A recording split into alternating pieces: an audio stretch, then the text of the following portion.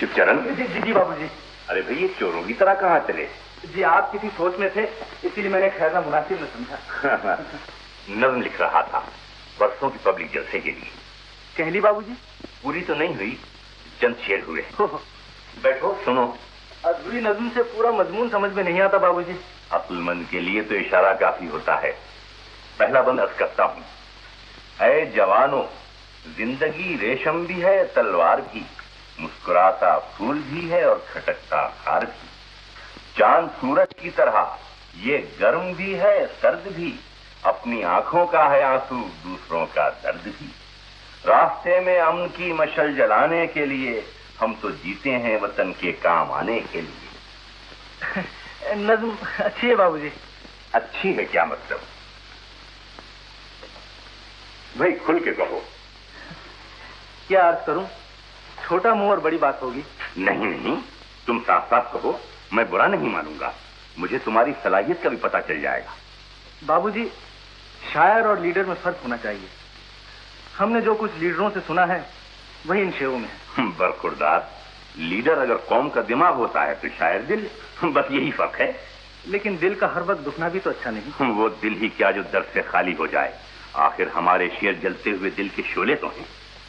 जली हुई खेतियां आग से नहीं सींची जाती, सावन की बरखा से हरी होती है। अगर इजाजत हो तो मैं कुछ पेश करूं? तुम? क्या तुम भी कुछ कहने लगे हो? जी हाँ, कुछ टूटी फूटी कह लेता हूं। भाई कमाल है, जरूर कहो। बैठिए। सुनाओ। ये तो बढ़िया जी है। अर्ज किया है। महफिल में आज तेरी दीवाने आ गए हैं, लेकर दिलो जिगर के नजराने आ गए हैं। महफिल मारा है तीर तूने दिल के करीब आकर, घायल बना दिया। बंद करो, ये क्या हिमाकत है? ये शेर तुम सुहन के सामने पेश कर रहे हो? मैं कभी ये सोच भी नहीं सकता था कि तुम्हारा मजाक इस कदर गिरा हुआ होगा। लेकिन बाबूजी, इस जमाने में चलने वाले सिक्के यही हैं। खाक पत्थर चलने वाले हैं, ये क्या चलेंगे? अरे अरे, ये किस बात से बहस हो रही है बाबू? अपने लाडले की शायरी मुलाहिजा फरमाइए। दुनिया भर का कूड़ा करकट उठा लाए हैं और फरमाते हैं कि चलने वाले सिक्के हैं। ये क्या लाइयो? ये खत है आपका।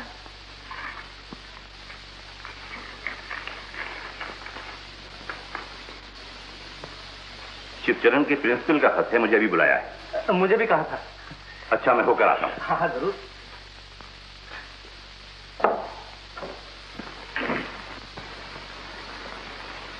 आदाब। तशरीफ रखिए। कहिए, मिजाज बखैर? आपकी दुआ है। सुखन साहब, आपको शायद दिल में नहीं कि आपके बरखुरदार ने इस साल इम्तिहान के पर्चों में हर सवाल के जवाब में एक शेर फरमाया है, यानी मुलाहजा फरमाइए। इंग्लिश का पर्चा है और शेर अर्ज होता है। तेरे गोल्डन फेस की ब्यूटी ने मेरे जेंटल हार्ट को लूट लिया। तेरी जुल्फों के नेट में फंसकर मैंने नाइट स्लीपिंग छोड़ दिया। तारीख का पर्चा है और फरमाते हैं, वाह क्या खूब कलम तोड़ा है। पृथ्वी का दिल है और संजोगता का प्यार है, बस यही तारीख है, बाकी तो सब बेकार। तो ये है उसके कारनामे और मुझसे शायरी पर बहस करता है नालायक। जुग्राफिया का पर्चा है और शेर फरमाते हैं, वाह खूब। मेरे पिया का लाल कबूतर पर्वत पर्वत उड़ता है, पूछ लो उससे सारा नक्शा, सांझ भय वो मुड़ता है। खूब क़यामत बर्पा की है। मैं बहुत शर्मिंदा हूँ जनाब। आप जो सजा चाहें उसके लिए तजवीज़ करें। मैं उसे सजा दे सकता हूँ, लेकिन मुनासिब यही है कि आप खुद उसे कॉलेज से हटा लीजिए। इस तरह उसका वक्त भी बचेगा, आपके पैसे भी और हमारे कॉलेज का नाम भी। मगर उसकी जिंदगी बर्बाद हो जाएगी प्रिंसिपल साहब। हमें कुछ सख्त कदम उठाने पे मजबूर ना कीजिए सुखन साहब। जरा सोचिए, आखिर ये कॉलेज है, कोई नाटक कंपनी नहीं। साहबान, उड़ा दे नींद आंखों की, उड़ा दे नींद आंखों की, कहानी उसको कहते हैं जला कर खाक कर डाले, जवानी उसको कहते हैं। नया रूप है, नई जवानी है, नई सज धज है और नई कहानी है। आइए साहबान, आज रात को डायमंड थिएटर में जरूर तशरीफ ले आइए। खेल का खेल और कयामत की कयामत, और उस कयामत का नाम है मिस माला। रूप निराला, अरे नाच मत वाला, हर चेहरा भोला भाला, जरूर तशरीफ लाइए।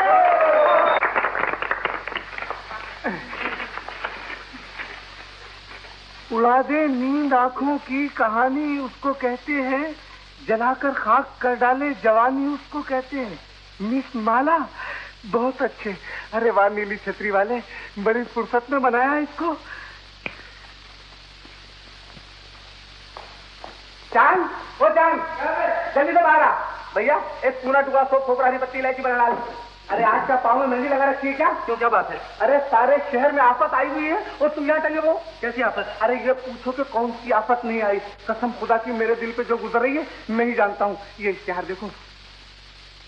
उड़ा दे नींद आंखों की कहानी उसको कहते हैं, जलाकर खाक कर डाले जवानी उसको कहते हैं। या शेर तो बड़े मजे का। अरे ये दूसरा शेर तो पढ़ो।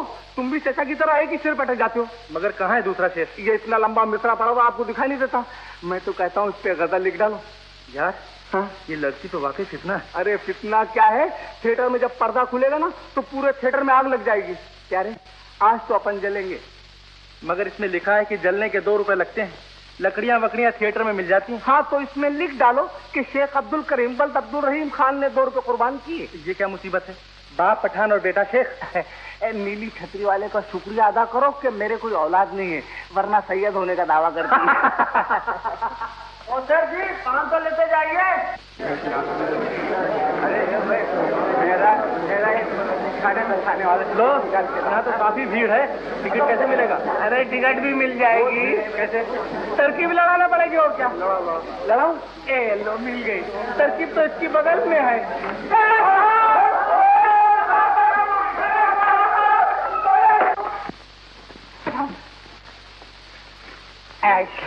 टिकट तो मिल गया। ये लकड़ी जिसकी भी हो ले जाए।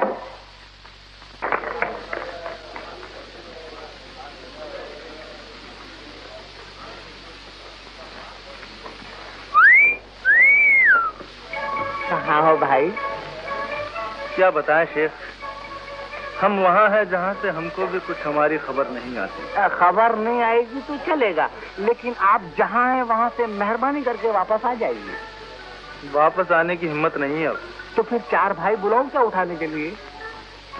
मगर मैं अपना सब कुछ यहीं छोड़कर कैसे जाऊं? तो उसने तो मुझे लूट लिया। लूट लिया? छोड़ ले क्या? अपना तो कुछ नहीं गया ना। नहीं, सिगरेट का पैकेट भी है, माचिस भी है। लेकिन आपका इरादा क्या है?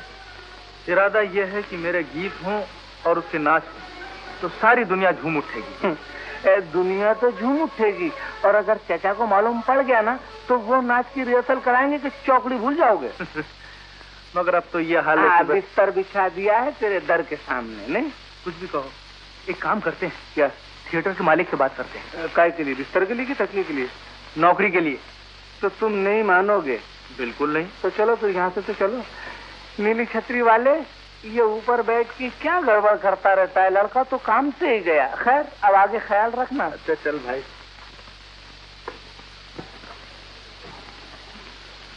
अशोक बाबू प्रोप्राइटर डायमंड थिएटर है। क्यों भाई, अशोक बाबू अंदर है? कौन है अशोक बाबू? थिएटर का मालिक? मालिक तो नहीं, मैनेजर साहब अंदर है। मैनेजर साहब है? चलो चलो सीधे जाता। अरे भाई, हम उनका रिलेटिव है। रिलेटिव? अरे रिलेटिव नहीं, रिलेटिव यानी रिश्तेदार। हम अंग्रेजी नहीं जानते ना। रिश्तेदार है। जाओ। चलो सिगरेट पियो। नमस्ते मैनेजर साहब। नमस्ते। तो कहाँ से आए हो? जी, जहाँ से एक दिन अशोक बाबू तशरीफ लाए थे। जी मतलब ये कि हम उनके वतन से आए हैं और उनके रिश्तेदार भी हैं। वतन? कहाँ रिश्तेदार है? तो तशरीफ रखिए, तशरीफ जी, रखिए। तशरीफ रखेंगे तो उनका लाखों का नुकसान हो जाएगा। लाखों का नुकसान हो जाएगा? जी, मिलना बहुत जरूरी है। लेकिन वो तो घर पे है। घर पे है तो घर ले चलिए। हाँ। आपका शुभ नाम? चांद। चांद। और आपका? सूरज। चांद सूरज। और आपका? तारा। अरे वाह, तारा। नाम ताराचंद है, सेठ जी प्यार से तारा कहते हैं। सब तो खूब गुजरेगी जो मिल बैठेंगे दीवाने, और वो भी आसमानी। ये तो बताओ कि रात पाली वाला दिन पाली वाला दोनों साथ जमीन पे कैसे आए?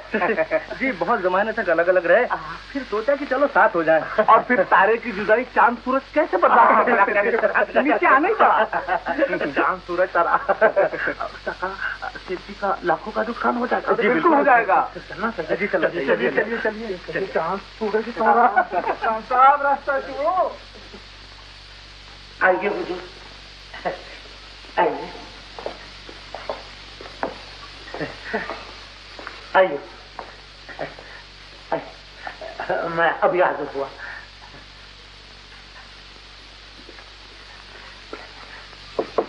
हुजूर क्या है? वो आए हैं। कौन? एक चांद है और एक सूरज। क्या बकते हो? कहते हैं कि आपके रिश्तेदार हैं, असली चांद सूरज नहीं हुजूर। बिठाओ, मैं आता हूँ। बहुत अच्छा हुजूर। हुजूर अभी आते हैं, तशरीफ रखिए। ठीक है, आ गए हुजूर। नमस्ते। अस्सलाम वालेकुम। फरमाइए। हम लोग आप ही के वतन से चले आ रहे हैं। बहुत खूब। आप लोगों को मेरा पता ढूंढने में तकलीफ तो नहीं हुई? अजी आपको कौन नहीं जानता, वतन में नीली छतरी वाले की मेहरबानी से सब खैरियत से। लंबी तान के सोते हैं सब। माशाअल्लाह, अशोक बाबू का वतन है तो मजाक है। और वो जो आपके बुजुर्ग है ना, वो जरा लंबे से। जी लंबे से? लंबे से है नहीं, मगर वो लंबे से दिखाई देते। गोरे से? गोरे से? जी हाँ, मगर अंधेरे में कभी कभी काले नजर आते हैं। हाँ। बड़ा बड़ा प्यारा सा नाम है उनका। जी वो प्यारे लाल जी। प्यारे लाल जी, बिल्कुल प्यारे लाल जी। आपने तो मेरे मुंह से नाम छीन लिया है। क्या अर्ज करूं साहब, प्यारे लाल हम लोगों से बहुत प्यार करते हैं। आपकी शक्ल भी मिलती है कुछ कुछ। जी हाँ, वो मेरे मामा हैं। अजी आप हमें क्या बताते हैं, कोई भी दूर से देखकर कह देगा कि प्यारे लाल जी का सगा भांजा चला आ रहा है। आप लोग तशरीफ रखिए, बैठिए।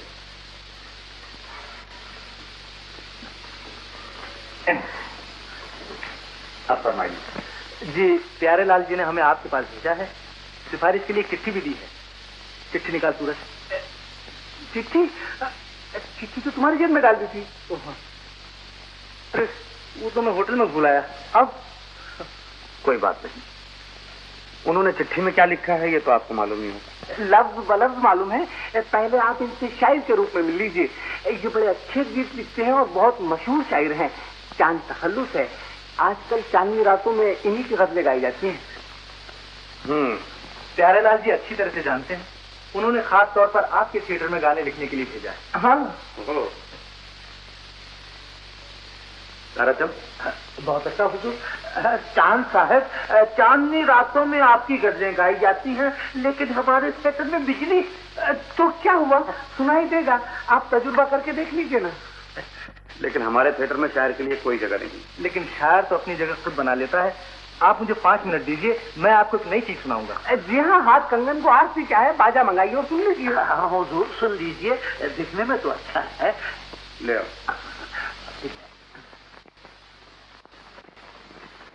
ऐ जवानों, जिंदगी रेशम भी है तलवार भी।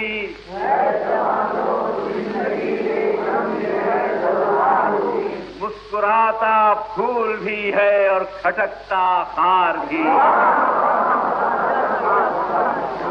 बंदा नवाजी। चांद सूरज की तरह ये गर्म भी है सर्द भी। अपनी आंखों का है आंसू, दूसरों का दर्द भी।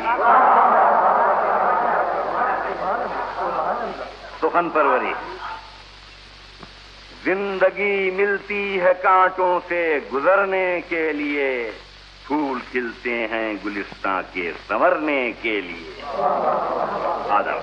वाह वाह, बहुत खूब।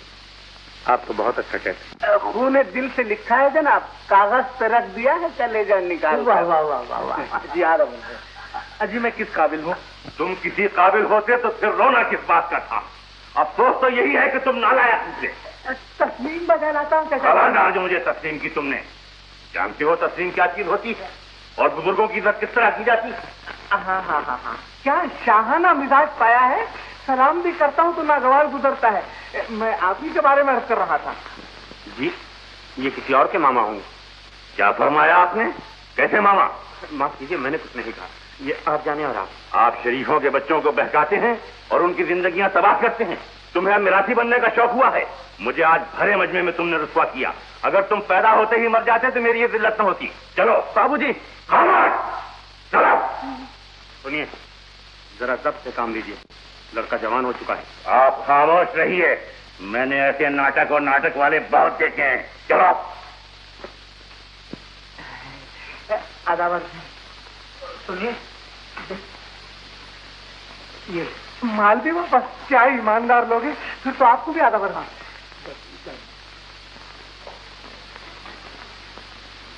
उसकी उम्र अब मार खाने की नहीं है। गैरों के सामने आपको उसके हाथ नहीं उठाना चाहिए था। लेकिन उसने भरे मजमे में मुझे रुस्वा किया। आज तक किसी मुशायरे में मेरी ऐसी हेठी नहीं हुई। आग लगे ऐसी शायरी को जो आदमी अपनी औलाद से जलने लगे। मैं क्यों उससे जलने लगता? वो कोई मेरे बराबर का शायर है। तुम्हारा कुछ न बिगड़ेगा। जवान लड़का है, अगर बिगड़ के घर छोड़ गया तो मैं उसे कहां से लाऊंगी?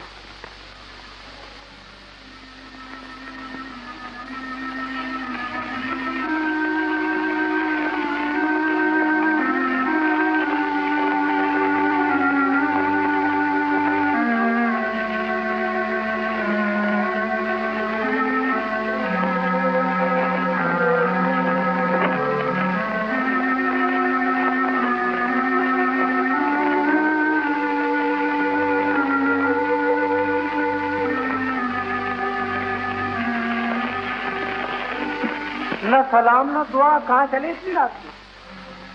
इतनी बड़ी दुनिया है और रात पर्दा घिरे हुए, कहीं मुंह छुपा कर निकल जाऊंगा। बुरा ही दिया, लेकिन बाप का घर छोड़ के जाएंगे कहाँ?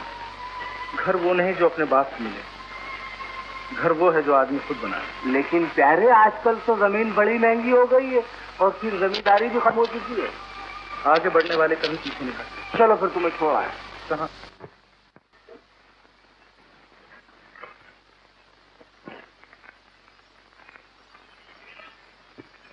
चरण तो वहां नहीं है। पूज्य माता जी नमस्ते।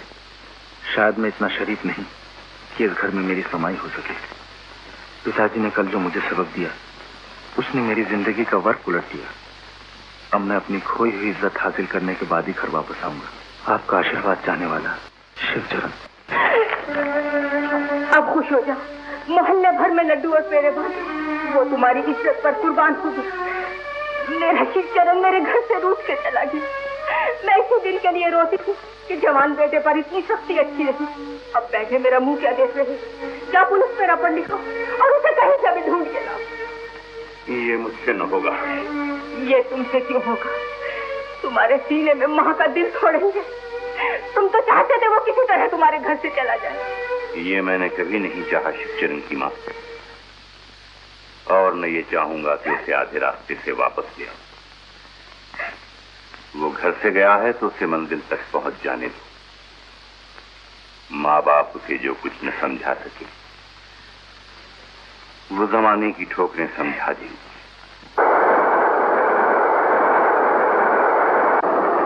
देखो देखो, मेरे साबुन का तमाशा देखो।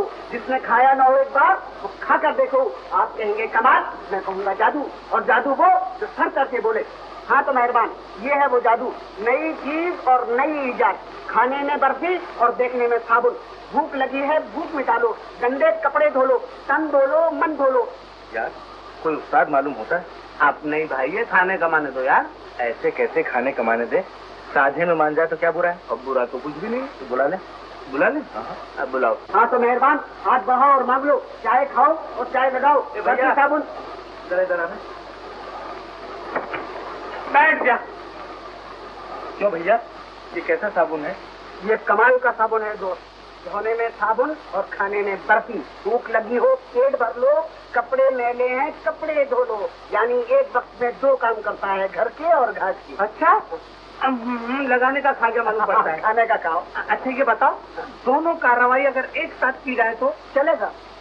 साथ मालूम होते हो यार, तुम्हारा साबुन मीठा होगा मगर आवाज मीठी नहीं। अगर आवाज में भी रस होता तो? अरे भाई, आवाज में रस होता तो ये साबुन बेचता, किसी फिल्म कंपनी में प्लेबैक गाने गाता। क्या खराबी है मेरी आवाज में? खराबी नहीं, मगर आवाज अच्छी कैसे होती वो सुनो। सुनाओ। साबुन का भाई साबुन, बर्फी की ये बर्फी, अरे साबुन का भाई साबुन, बर्फी की ये बर्फी, दूध मलाई इसने डाला, नमक मिर्ची गर्म मसाला, तन को धोए मन को धोए, बगला जैसा उजला होए, ध्यान लगा कर सुन ले रे भैया, कहता है साबुन वाला, अरे साबुन है भाई साबुन। तुम तो शायर मालूम होते हो। अरे ऐसे वैसे शायर भी नहीं, पैदाइशी और खानदानी चाहिए। मैं कहता हूँ हफ्ता भर साथ रखोगे ना तो बिल्डिंग तैयार हो जाएगी। मुझे मंजूर। भैया ऐसा करो, मजमा तुम लगाना, माल मैं बेचूंगा, मुनाफे में आधा आधा। ये बात है। और सुनो, अपना एक ही धंधा नहीं है, बहुत से धंधे हैं, मजा आ जाएगा। इसमें भी बहुत से हैं।